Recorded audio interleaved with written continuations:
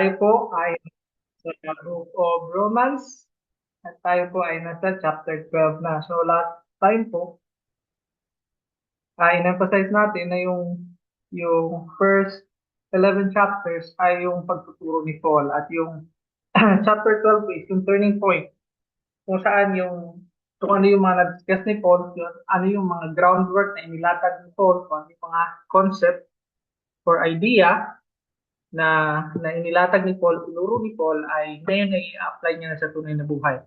So, katulad po ng lagi natin sinasabi na sa Romans 1:16 na ang gospel po, yung mabuting balita, yung kapangyarihan ng Diyos para sa pagliligtas.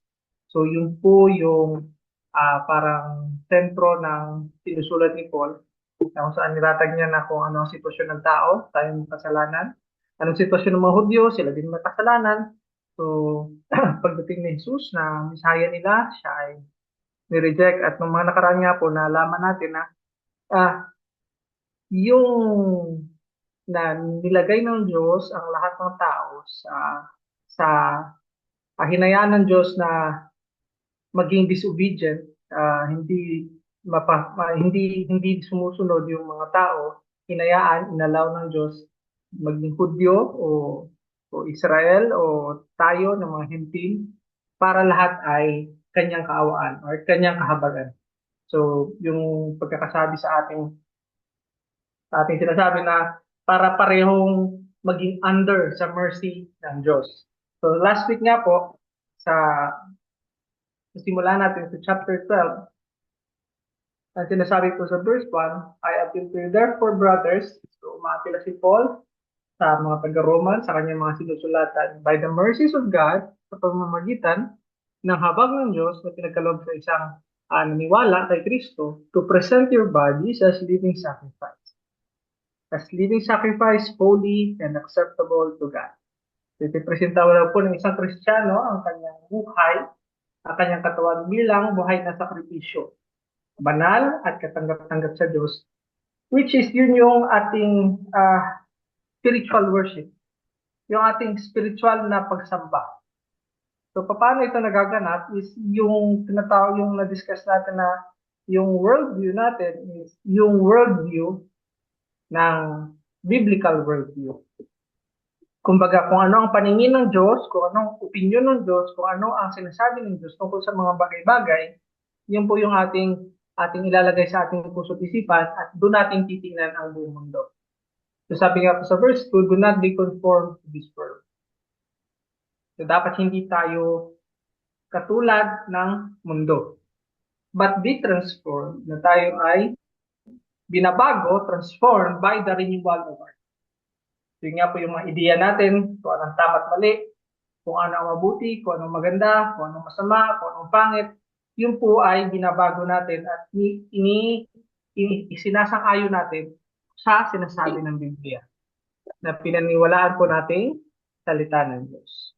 So do not conform to this world, hindi po tayo aayon sa mundo, but be transformed by the renewal of your mind. That by testing, you may discern what is the will of God.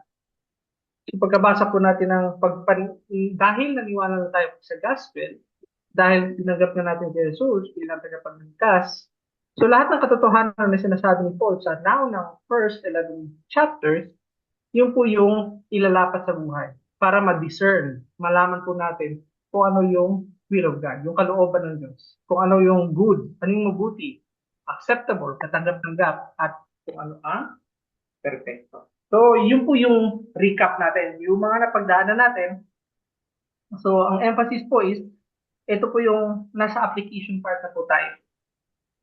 So, kumbaga, hopefully na ma-make sense natin yung mga sinasabi nung nauna in light sa mga inuutos ngayon ni Pablo sa Romans 12:9-21. So, magsimula tayo sa Orderan mo na rin, pero kaya. Simula po tayo sa verse 9. Romans 12 verse 9. Ang sinasabi po is, let love be genuine, abhor what is evil, hold fast what is good, love one another with brotherly affection, outdo one another in showing honor. So, parang sunod-sunod po, no? Parang, ito, simple na. So, dati malalalim yung mga topic. Ngayon, yung pagmamahal natin ay dapat maging totoo. Let love be genuine. Abhor what is evil. Iwasan kung anong masama. Hold fast to what is good. Panghawakan natin kung ano yung mabuti. Good. So, love one another with brotherly affection. So, mahalin natin ang isa't isa bilang magkakapatid. Outdo one another in showing honor. So, minsan po nagkakagulo po talaga ang pinaka-usually nagkakagulo ang mga utos kung hindi natin alam kung ano yung ibig sabihin. Especially po sa love. So, pag love po, dapat malinaw, simple, or malinaw, nasa application na po tayo. So, sa Bible po, yung love po na sinasabi is kina-qualify po as kung ano siya. Hindi po natin dapat na paghahalo yung mga bagay-bagay. So, let love be genuine. So, what is love? What is love? So, ang sinasabi po sa isa pang sulat ni Paul sa 1 Corinthians 13:4-8, love is patient and kind. So, yung pagmamahal daw po ay pasensyoso at mabait. Love does not envy or boast. Hindi daw po nagsesela, hindi naiinggit at hindi nagyayabang. It is not arrogant or rude. Hindi po ito mapagmataas. Hindi rin po ito bastos. It does not insist on its way. Hindi po ito makasarili na gusto niya itulak kung ano yung gusto niya. So, it is not irritable or resentful. Hindi rin po ito yung naiirita or ang tawag, resentful. Itinatanggi yung mga tao. O hindi tinatanggap. So, it does not rejoice at wrongdoing. So, it does not rejoice at wrongdoing. Hindi rin po ito natutuwa sa kung ano ang masamang gawain. But, rejoices with the truth. So, yun na po ang love. Love is patient, love is kind, love does not envy, love does not boast, it is not arrogant or rude, it does not insist on its way, it is not irritable or resentful, it does not rejoice at wrongdoing, but rejoices with truth. So, love bears all things.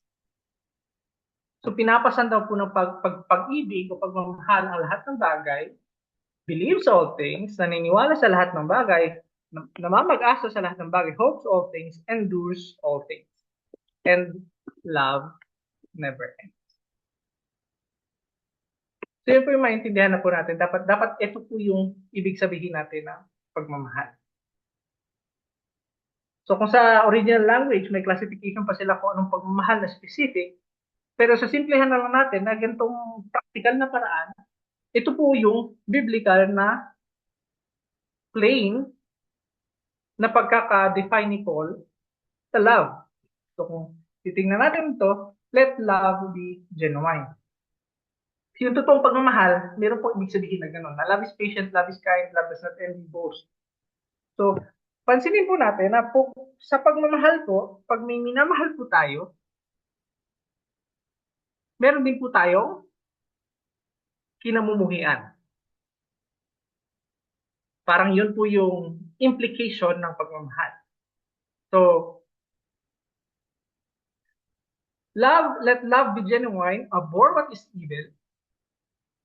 So, yung genuine love is nag-a-abhor siya sa evil. Katulad ng sinabi natin sa kanina, sa definition ng love, it does not rejoice at wrongdoing, but rejoices with the truth.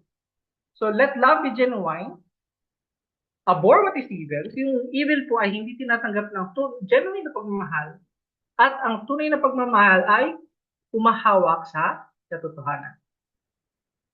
So, makikita po natin, yung love po natin is related sa kung sino ang ating Diyos.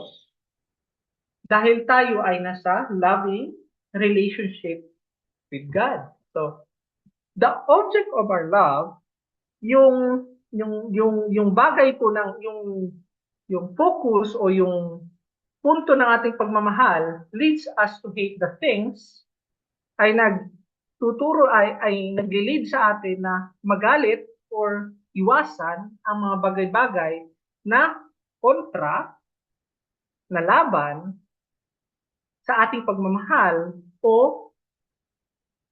pasasakitan ang object na ating minamahal. So, sa mga may anak, ayaw nilang may manakit sa kanilang anak. Sa mga may asawa, ayaw nila sa mga taong sasaktan yung kanilang asawa. So yung mga ganung bagay, so yung pagmamahal po natin is nag-lead sa atin na magalit or iwasan or protektahan ang ating minamahal against sa mga laban. So pero ang overruling na relationship natin is with God. Our loving relationship with God should lead us to hate evil and hold fast to what is good in God's sight. So yun po yung totoong pagmamahal. So yung genuine love po is abhorring evil, iniiwasan mo yung evil, and holding fast to what is good. So dapat po malinaw po sa atin itong mga bagay-bagay na. Dahil itong pagmamahal po ni Chris nakabase sa relasyon natin sa ating Diyos. Ang relasyon natin kay Jesus. So kung tayo ay anak ng Diyos, ang pagmamahal natin ay katulad ng pagmamahal ng Diyos. Ang pagmamahal, ang love na genuine love is genuine love na nakikita sa Ama at sa Anak, sa Banal na Espiritu. Yun din yung nakikita sa atin. So our loving relationship with God should lead us to hate evil and to hold fast to what is good in God's sight. So pati po yung idea ng good, pati po yung idea ng truth is nakabase sa magandang balita na ating pinaniwalaan. Nakabase sa Diyos na nagbigay ng magandang balita na nagligtas sa atin. So yun po yung kailangan nating maintindihan. Kaya nga po sinasabi ni Paul na yung importante yung renewing of mind, kahit yung pagkaintindi natin sa mga sinasabi natin is dapat nakabase sa katotohanan na ayon sa Diyos. So let love be genuine, abhor what is evil, hold fast to what is good. Love one another with brotherly affection and outdo one another in showing honor. So mahalin daw po natin ang isa't isa ng may brotherly affection. At huwag nating hayaan na mahigitan tayo ng iba, outdo one another, sa pagpaparangal sa mga tao. So kung mapapansin po natin, ito po ay may structure. So unang-una po, nakabase po yung ating pagmamahal sa idea ng pagmamahal ng Diyos. At yung pagmamahal po ng Diyos ay may structure. Iginagalang ito yung structure ng pamilya, structure ng simbahan, na honorable sa harap ng Diyos. So love one another with brotherly affection. So ngayon nga po sa book study nga po namin, ang tinitake naming libro is True Spirituality ni Francis Schaeffer. So sa kanya pong sinabi is dapat daw mayroong practical test to when we are coveting against God or men. So paano po ba ito na-relate sa love? So yung opposite po ng love is covet. Di ba yung sa pang-10 commandment sa 10 commandments ay thou shalt not covet, do not covet. So yung covetousness daw po, yun lang daw po yung nakasulat sa 10 commandments na internal, hindi po siya nakikita. So ganun din po yung love. Yung love is internal. So yung love is yung opposite ng covetousness. So meron daw pong dalawang practical test kung mahal natin ang Diyos o ang tao. There are 2 practical tests when we are coveting against God or against men. Una, first, I am to love God. Tayo daw po ay dapat mahalin natin ang Diyos ng sapat para tayo ay maging kontento. I am to love God enough to be contented. To be contented. Makontento. So ano ba ginagawa ng mga tao kapag hindi sila kontento o tingin nila is hindi binibigay ng Diyos sa kanila yung maayos o yung karapat-dapat? Nagagrumble. Nagagrumble, di ba? Kasi gusto nilang masunod ang kanilang gusto. Gusto nilang palitan ang Diyos ng kanilang sarili. Di ba? So pag hindi ka kontento sa Diyos, meron kang idol. At kung hindi ka kontento sa tao, ikaw ay may inggit. Second, I am to love men enough not to envy. Not to envy. Not to covet. Nakita niyo po yun? Love one another with brotherly affection, outdo one another in showing honor. So yung brotherly love po natin should be enough na hindi natin i-violate yung ating kapatiran. So kung tutusin niyo po, yung buong Ten Commandments ay kayang simulan, ay nagmumula sa covetousness. So yung first 4 commandments ay with regards to God, at kung nagka-covet ka against God, meron ka ng ibang Diyos. Yun yung commandment mo, thou shalt not have any other God before me. Diba? At kahit lahat ng kasalanan, pag-murder, pagpatay, adultery, stealing, is nagbumula sa covetousness. So, hindi mo pinararangalan kung ano yung inilatag na order ng Diyos. Pero ang sabi ng Diyos, sa pamamagitan ni Pablo, love one another with brotherly affection. Outdo one another in showing honor. Ano ba yung marangal na gawin? Ano ba yung marangal na asal? Ano ba yung gagawin, isasabihin at isipin na hindi tayo magkakasala? At hindi natin hahangarin yung pagmamay-ari at mga relationship ng ibang tao. So, love one another with brotherly affection, outdo one another in showing honor. Sa verse 11, sinasabi naman po na, do not be slothful in zeal. Be fervent in spirit. Serve the Lord. Verse 12, rejoice in hope. Be patient in tribulation. Be constant in prayer. Contribute to the needs of the saints and seek to show hospitality. So hindi po ba parang mahirap po na magsimba o magsilbi sa Diyos na wala kang gana, yung napipilitan, di ba? So sinasabi ni Paul is, do not be slothful. Huwag kang maging tamad o huwag kang mawalan ng gana, but be fervent in spirit. Dapat yung pagsisilbi natin sa Diyos ay hindi napipilitan. Do not be slothful in zeal, be fervent in spirit. Serve the Lord.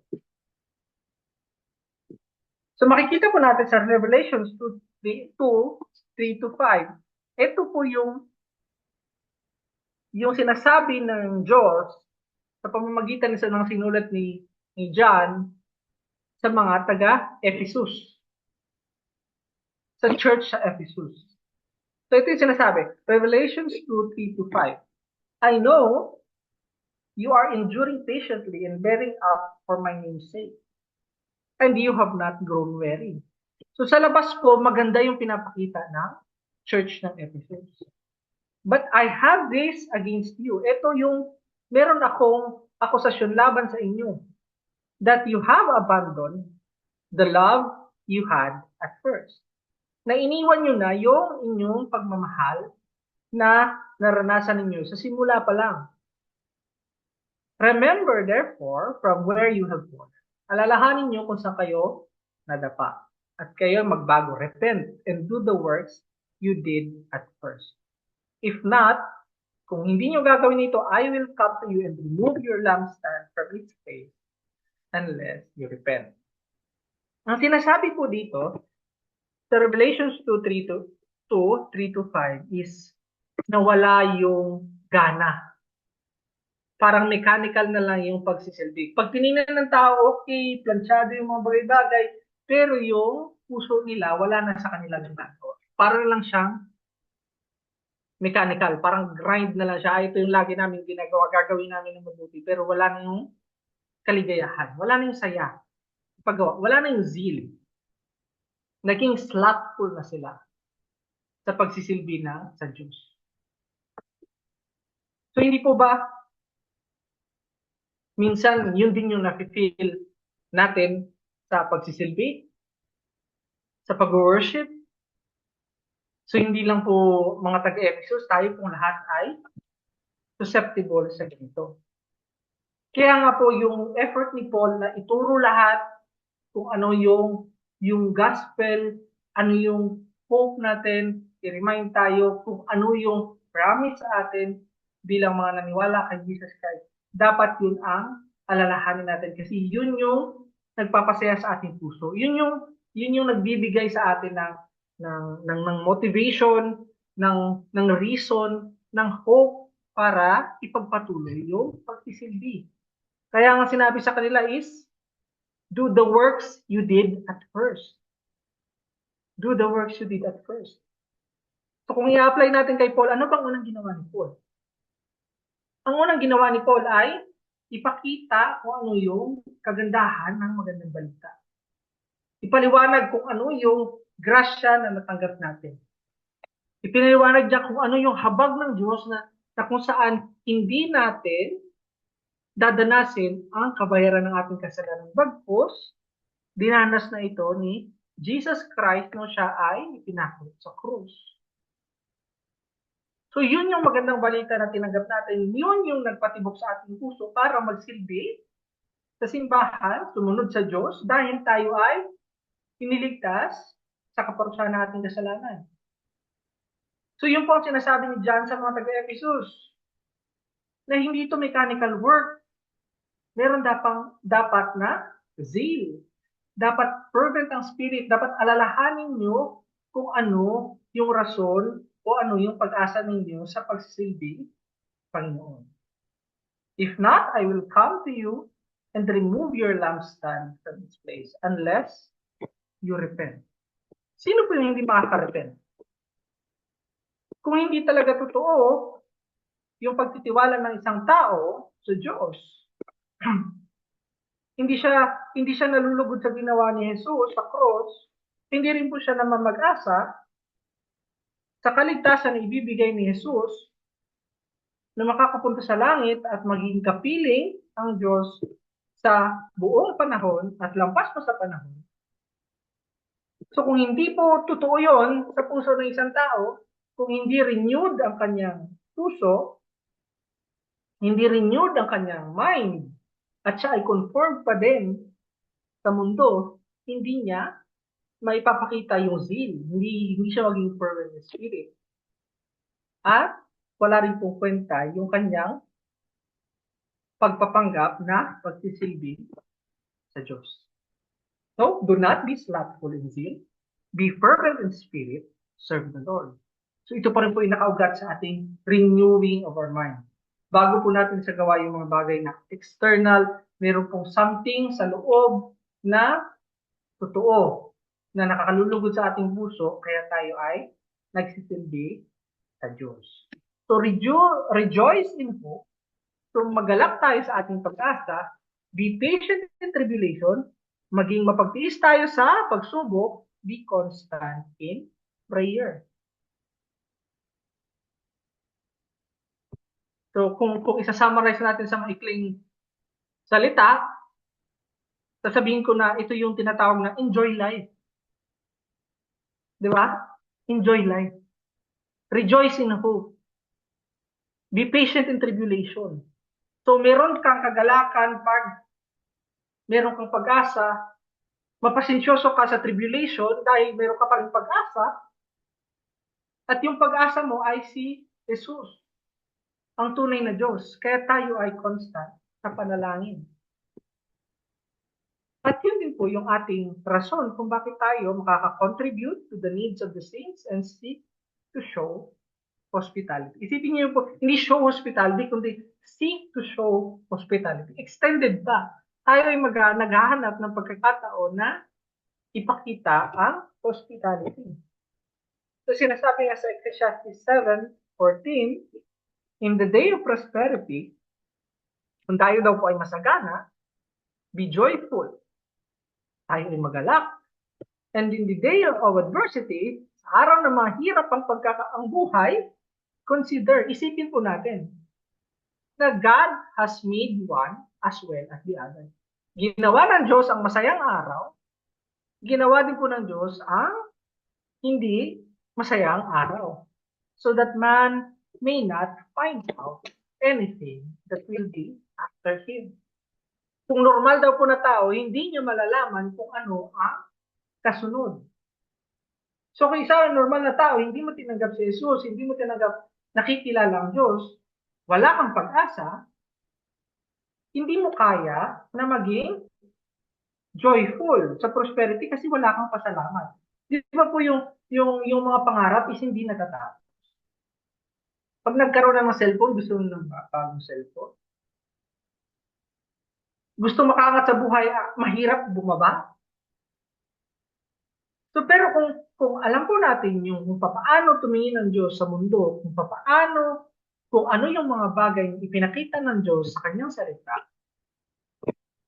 at tayo ay may relasyon sa Diyos, kaya po natin ito. Na maging joyful sa kasaganaan. Meron tayong pusong nagpapasalamat dahil alam natin na lahat ng kasaganaan ay galing sa Diyos.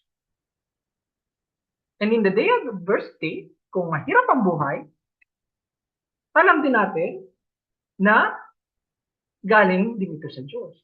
At alam natin na may awa ang Diyos at hindi niya tayo pababayaan. Kaya sinasabi ni Paul, rejoice in hope. Be patient in tribulation. Be constant in prayer. At hindi lang kung yung rejoicing po natin sa hope, yung pasensya po natin sa tribulation, yung ating constant prayer is hindi lang po para sa atin, kundi para makapag-provide din tayo sa needs ng iba.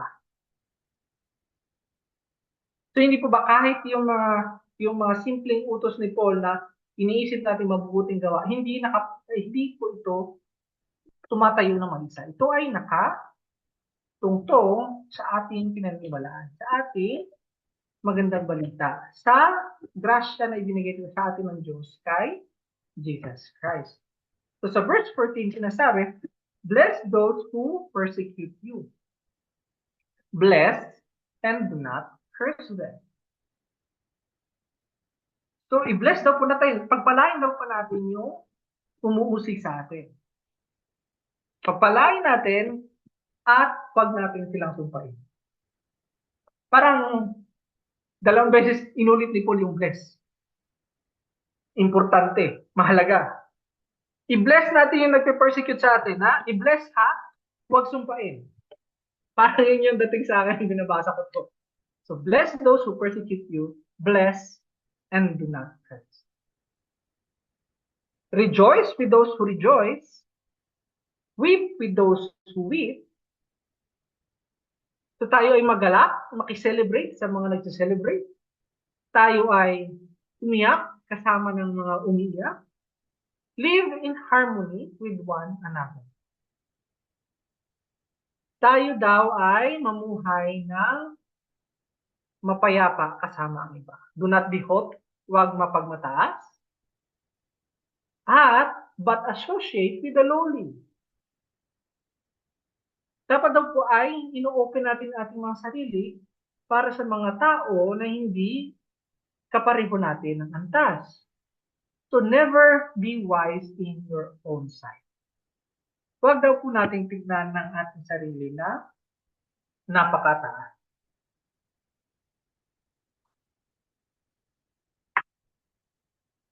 So hindi lang po yung pamumuhay natin na i-enjoy natin yung ating sariling buhay, nandun din po na i-enjoy natin yung ating buhay kasama ng mga tao sa paligid natin. So, hindi po ba ito yung pakikisama?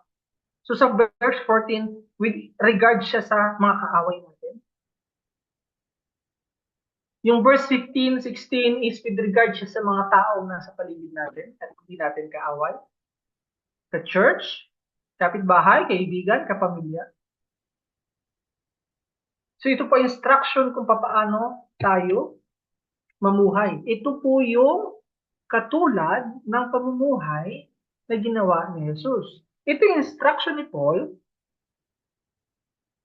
para sa atin na ipinamuhay din niya sa pagsunod niya sa pamumuhay ni Kristo.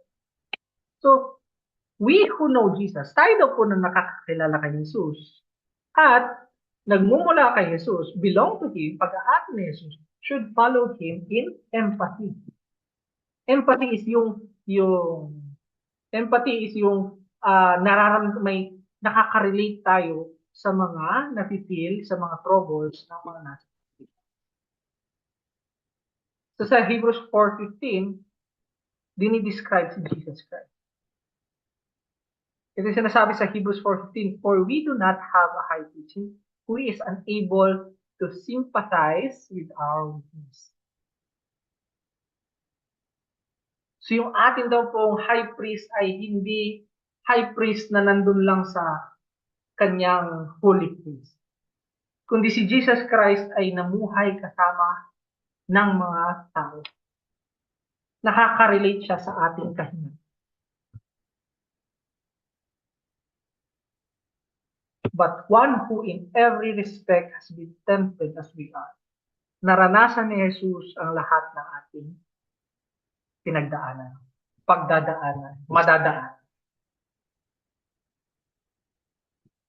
So kaya nag-extend tayo ng sympathy sa ating mga kasama, sa ating mga kapamilya, kahit sa ating mga kaaway dahil kanino tayo nabibilang?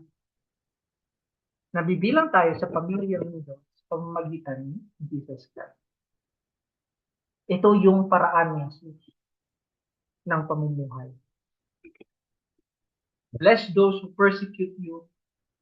Bless and do not curse them. Rejoice with those who rejoice. Weep with those who weep. Live in harmony with one another. Do not be haughty, but associate with the lowly. Never be wise in your own sight. Ito po ay instruction ni Paul para sa taga-Romans at instruction po ni Paul para sa atin kung paano tayo mamumuhay ng katulad na ipinamuhay ni Jesus. So verse 17, repay no one evil for evil, but give thought to do what is honorable in the sight of all. If possible, so far as it depends on you, live peaceably with all. Beloved, never avenge yourselves, but leave it to the wrath of God, for it is written, vengeance is mine, I will repay, says the Lord. So repay no one evil for evil, but give thought to do what is honorable. Huwag daw po natin gantihan ng masama yung masama. Dapat po, ang isipin po natin kung ano ang gawin na marangal sa pagtingin ng mga tao na kapaligid sa atin. So, meron po mga tao na nagtatanim ng sama ng loob. Nagtatanim na, dinidiligan pa, at hinihintay pa mamunga. So, kada tao na makita nila ang lumalabas sa kanilang puso is yung kung paano sila nasaktan, kung paano sila inapi, kung paano ginawa sa kanila. Di ba? Meron pong mga tao gano'n. Minsan nasasabi natin mga toxic na tao kasi nga mga lagi na lang na sinasabi kung paano sila inapi, kung paano sila minali. Meron ding mga tao na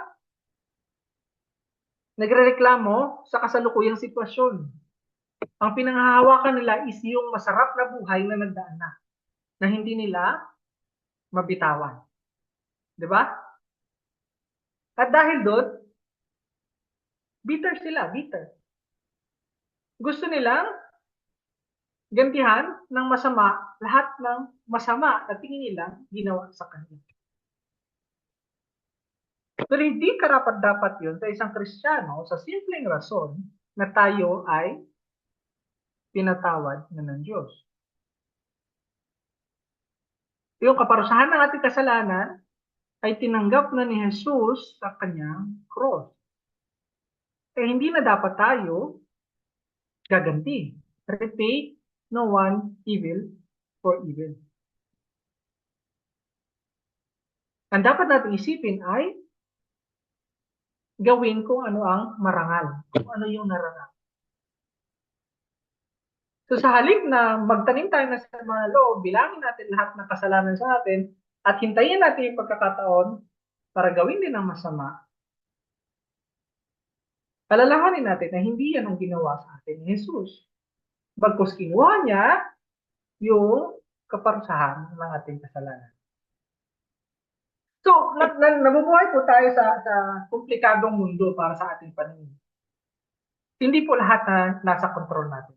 Pero kung posible, if possible, kung posible, ayon sa ating kakayahan, so far as it depends on you, live peaceably with all. So, kailangan may extra effort po tayo para mamuhay ng mapayapa kasama yung mga tao sa ating paligid. Beloved, mga mahal, never avenge yourself. Huwag ipaghiganti ang inyong sarili. But leave it to the wrath of God, for it is written, vengeance is mine, I will repay, says the Lord. So, iwanan daw natin yung lang paghihiganti sa galit ng Diyos. Dahil nakasulat, ang paghihiganti ay sa akin. I will repay. Ako ang magbabayad. Yan ang sinasabi ng Diyos, says the Lord. So makita po natin minsan may mga taong pinapanganak para ipaghiganti yung kasalanan na ginawa sa kanilang mga ninuno.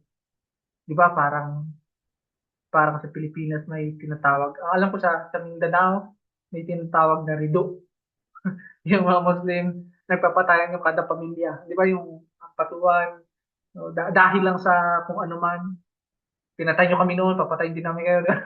Yung mga ganun tipo. Pero as a Christian, dahil sa ginawa ni Jesus sa cross, hindi dapat nakikita ito sa atin. Bagkus, hahayaan natin ang Diyos ang maghiganti para sa atin.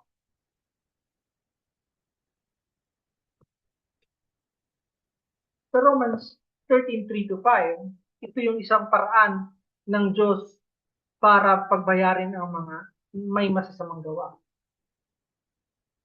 So hindi lamang ito, kundi pagdating ng panahon ay hahatulan ng Diyos ang lahat ng kasalanan. So ito yung sinasabi sa Romans 13:3-5. For rulers are not a terror to good conduct, but to bad. So yung mga namumuno daw po sa atin ay hindi sila terror sa mabubuting gawa, sila ay terror para sa masasamang gawa. Would you have no fear of the one who is authority? So di ba po yung mga magnanakaw, yung mga holdupper, yung kung ano mga kriminal, is hindi sila natatakot kung sino ang nasa authority. Pero sa ating mga Kristiyano bilang mga tagasunod ni Jesus, inuutos sa atin na tayo ay katakutan natin ang mga namumuno. Would you have no fear of the one who is in authority? Then do what is good, and you will receive his approval. For he is God's servant for your good. So hindi po Ang sinasabi sa ating pasahe is, vengeance is mine.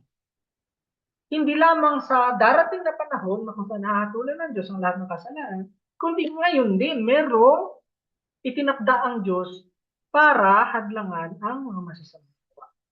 Hindi po tayo dapat yung mag-pay evil for evil, hindi rin po tayo dapat yung mag-avenge, mag-revenge. Kasi merong nilatag ang Diyos na mga tagapagpatupad ng pagliganti or ng hustisya. So, for he is God's servant for your good, but if you do wrong, be afraid, for he does not bear the sword in vain.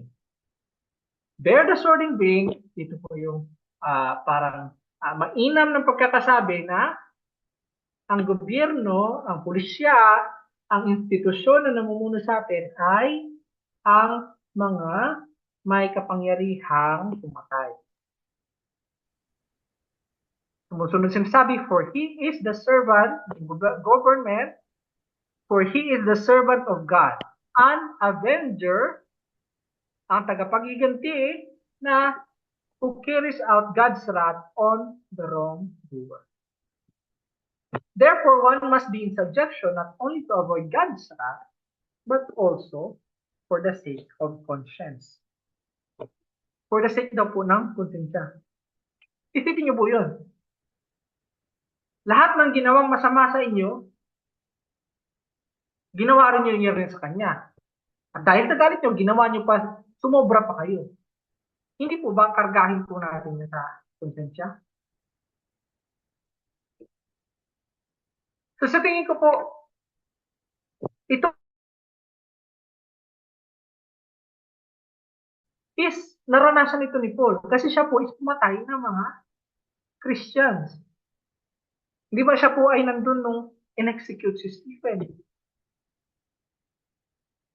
So alam niya po yung mga bagay na nakakabigat sa kanyang konsensya kasi siya ay dating persecutor ng mga. So repay no one evil for evil, but give thought to what is good, honorable in the sight of all. If possible, so far as it depends on you, live peaceably with all. Beloved, never avenge yourselves, but leave it to the wrath of God, for it is written, vengeance is mine, I will repay, says the Lord. So verse 20, to the contrary, if your enemy is hungry, feed him. If he is thirsty, give him something to drink, for by so doing, you will heap burning coals on his head. So baka daw po bubuhusan natin ng malamig na tubig, heap burning coals on his head, yung mainit niyang ulo, parang ganun yung pagkakasabi.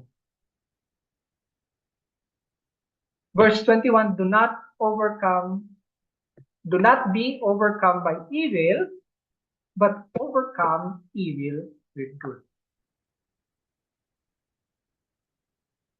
Ito daw po, higitan daw po natin yung masama ng mabuti.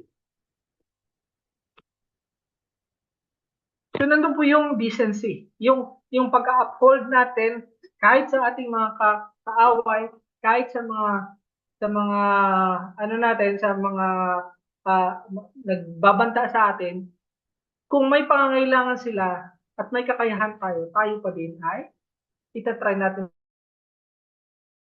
magpatuloy at nanggaling. So tayo inuutusan ng Diyos sa pamamagitan ni Paul na hindi po natin kailangan gantihan ng masama, bagkus gantihan natin ito ng mabuti. Hindi dahil sa tayo ay mahihina, hindi dahil sa tayo ay mga takot, kundi tayo ay tinatawad sa ating mga kasalanan. So ito na lang, tatapusin ko lang dito, na wala pong garantiya. There is no guarantee that we could overcome evil with good in this world. So wala pong garantiya na yung paggawa natin ng mabuti is ma-overcome niya or tatalunin niya yung mga masasamang gawa ng mga tao dito sa mundo. But by God's grace, sa grasya ng Diyos, we can overcome the evil in our hearts with goodness from God. So yun po, ito po ang sure. Dahil tayo po ay pinatawad na ng Diyos, dahil tayo niligtas ng Diyos sa ating mga kasalanan, dahil tayo tumanggap ng grasya at habag ng Diyos, na i-overcome natin, magagawa po natin yung outside na kabutihan kung na-overcome na natin yung evil sa ating mga puso. Di ba po yung parang yung knee-jerk reaction natin is kung ano yung pag ginawa tayo, pag sinuntok tayo, sasapakin din natin. O kaya wala pang umuwi sa school na walang bukol na ininsulto ako or something kung ano man. Di ba? Yun po yung knee-jerk reaction natin. Pero hindi na po dahil tayo ay iniligtas ng Diyos. Pinatawad sa ating kasalanan. At bilang napatawad, tayo din po ay magpapatawad. Ito rin po yung asal ng mga taong may pag-asa. Di ba kung tayo talaga ay naniniwala na ang buhay natin ay buhay na walang hanggan kasama ng Diyos.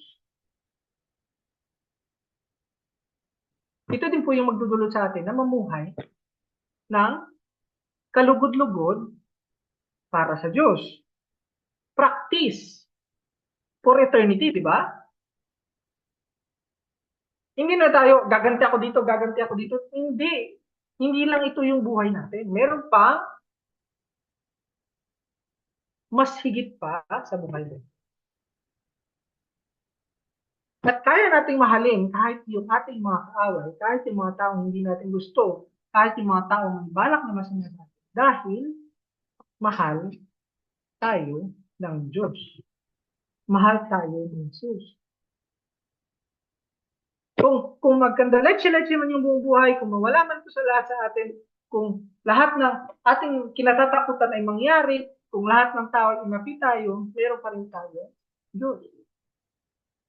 Kaya kung naiintindihan natin yung sinasabi ni Paul, yung pinaliwanag ni Paul, na grasya ng Diyos na magdadala sa atin sa piling niya,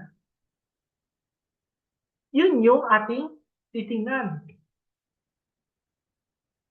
Sa kasalukuyan, mamumuhay tayo na may pagsunod kay Jesus dahil ang hope natin is makapiling siya.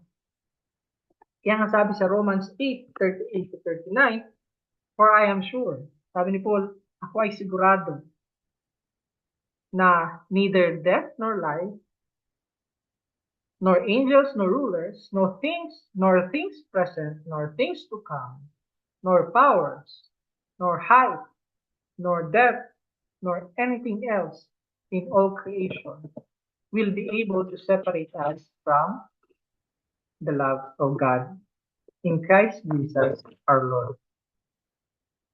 At yun po yung tinanggap natin nung tayo ay naniwala sa magandang balita, tinanggap natin si Jesus bilang tagapagligtas. Kaya po importante po yung mga napag-aralan natin in first 11 chapters. Kasi kung tayo po ay may idea sa ginawa ng Diyos na na-accomplish niya yung kaligtasan natin sa pamamagitan ng ginawa ni Jesus sa cross, meron tayong hope at naiintindihan natin yung ating hope.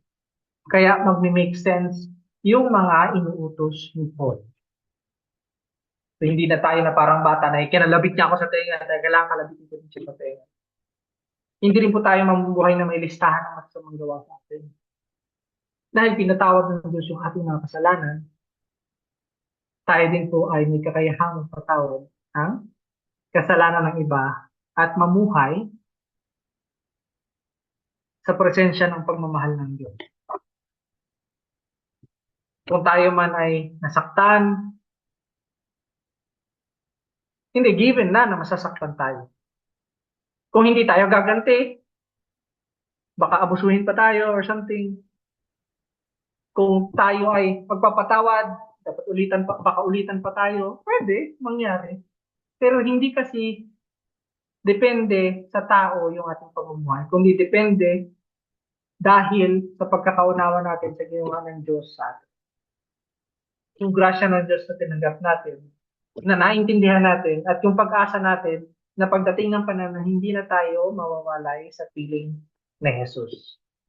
So hopefully po na nagsisimula ng ma-bridge natin yung mga practical na bagay with regards sa mga napag-aralan natin nung una na medyo mahirap or madaming katanungan or nahihiyang magtanong. So hopefully na-bless po tayo sa mga napag-aralan natin. Let's pray. Father God, maraming salamat Panginoon sa inyong anak, sa inyong binigay sa amin. Salamat po sa kanyang ginawa sa krus ng Kalbaryo at salamat po sa grasya na binigay niyo po sa aming mga puso na maunawaan namin ang magandang balita, Lord, at maintindihan namin kung paano mamuhay sa liwanag ng gospel na aming tinanggap at aming sinishare sa iba. Ito pong dalangin sa mga pagpapahalin ni Jesus. Amen.